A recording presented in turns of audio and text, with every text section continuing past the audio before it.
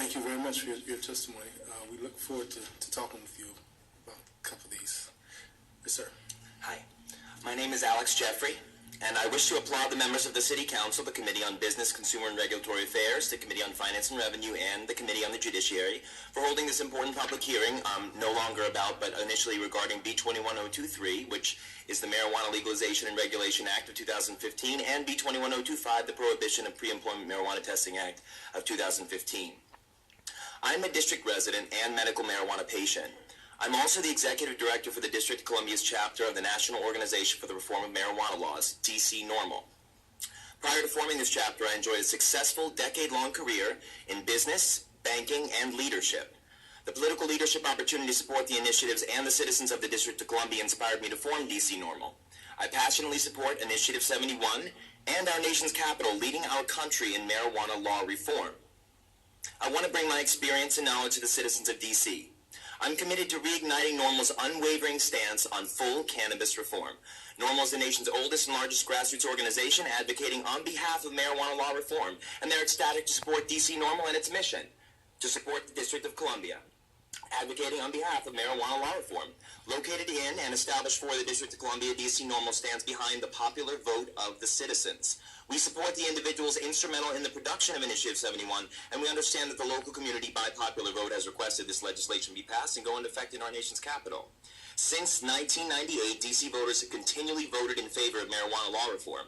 According to the Medical Marijuana Review and Analysis of Federal and State Policies, in the nation's capital, 69% of voters approved the medical cannabis initiative to allow patients and sufficient quantity of marijuana to treat illness and to prevent nonprofit marijuana suppliers. Over 15 years later now, according to the District of Columbia Board of Elections, 115,050 District of Columbia citizens voted for Initiative 71, which is the legalization of possession of minimal amounts of marijuana for personal use. Only 49,168 voted against Initiative 71. Assuming that Congress takes no action on February 26, Initiative 71 goes into effect. At that time, the citizens of D.C. will be allowed to grow no more than 6 cannabis plants, with 3 or fewer being mature within the person's principal residence. The time frame of this period is critical.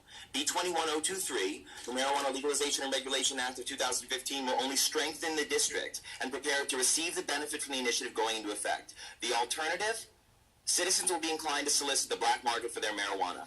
Council members, let us not condone responsible adults resorting to the black market to attain their marijuana. It is the duty of the mayor, clerk, and council members to ensure the city fulfills its duties under the law and lawfully exercises its powers. In a time of leaders taking action, I quote John F. Kennedy, "It is not surprising that some would have us stay where we are a little longer to rest, to wait. But this city, this country of the United States, was not built by those who waited and rested and wished to look behind them. This country was conquered by those who moved forward."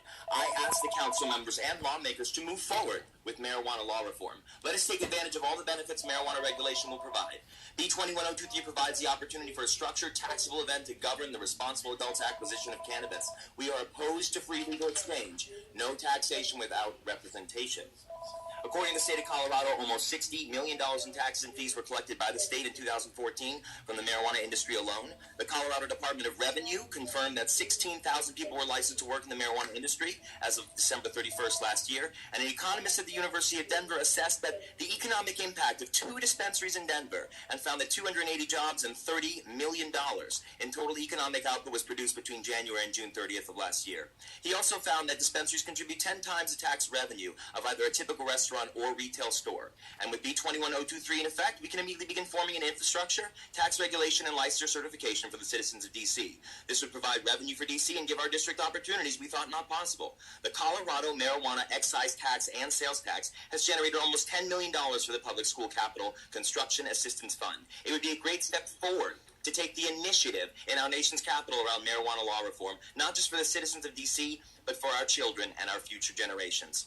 Historically, Colorado has proven what other states doubted. Let us not let our citizens down. DC NORML supports B-21023. We support Initiative 71 and the myriad benefits to the District of Columbia and its citizens. We are actively promoting education and awareness regarding our support for both initiatives and Prohibition and Pre-Employment for Marijuana Testing Act. It is no longer necessary to prevent responsible adult users from working in our district. We want the citizens of DC to know they have a voice. Let our initiative be a role model for our fellow states and prompt the district to embrace the vote of the people. DC Normal believes that the proposed regulations support the intentions of DC's voters. I would also like to reinforce to the Council that the marijuana providers that would be authorized under this Act would be providing a substance that's objectively safer than alcohol, tobacco, most prescription medication, and even most over-the-counter drugs. Can I summarize?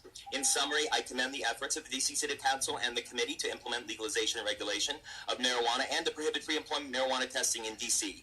DC Normal maintains that efforts must not run contrary to the intentions of Initiative 71, as explicitly expressed by 70% of DC's voters.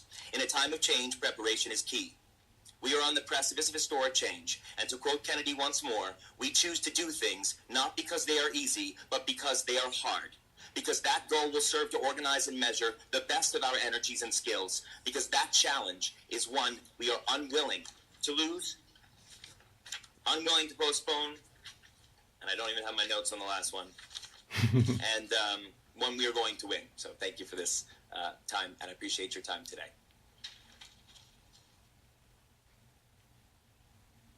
I'm writing that down because I'm going to use that. So. Great question. Thank you.